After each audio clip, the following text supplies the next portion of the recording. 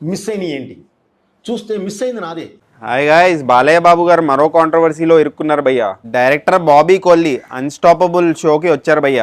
So ఆయన work చేసిన heroes photos flash చేసి ఒక్కొక్కరు గురించి చెప్పమన్నారు. Ravi Teja, Pawan Kalyan, Chiranjeevi, Naga Chaitanya, Venkatesh, finally Balakrishna photo flash చేసి వీళ్ళ గురించి చెప్పమన్నారు భయ్య. ఆయన ఒక్కొక్కరి గురించి ఒక్కొక్క మంచి మాట చెప్పాడు భయ్య.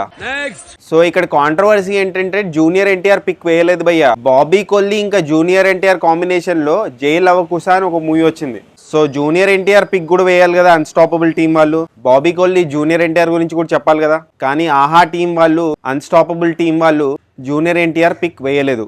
చూస్తే మిస్ అయింది నాదే. మరి జూనియర్ ఎన్టీఆర్ పిక్ వేయకపోవడానికి రీజన్ ఎవరు? జూనియర్ ఎన్టీఆర్ ఇంకా బాలకృష్ణ మధ్యలో జరుగుతున్న కోల్డ్ వారా?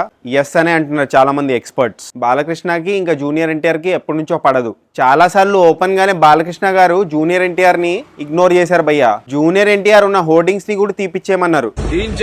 హీరో బాలకృష్ణ గారు జూనియర్ ఎన్టీఆర్ పట్ల ఇంత హేట్రెడ్ ఎందుకు చూపిస్తున్నారు?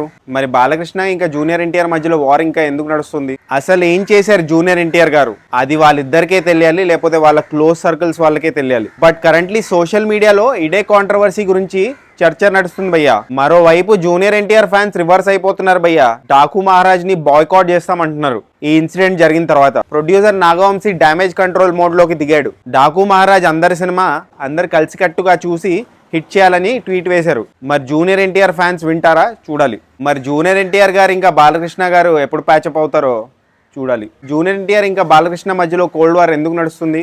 వాళ్ళిద్దరి మధ్యలో ఏమైంది తెలిస్తే కామెంట్ చేయండి. ఈ ఎంటైర్ ఇష్యూ మీద మీ ఒపీనియన్ ఏంటో కామెంట్ చేయండి. అండ్ జస్ట్ ఇన్ కేస్ ఇంకా సబ్స్క్రైబ్ చేసుకోకపోతే సబ్స్క్రైబ్ చేసుకోవచ్చు కదా. పుచ్చుక్ పుచ్చుక్.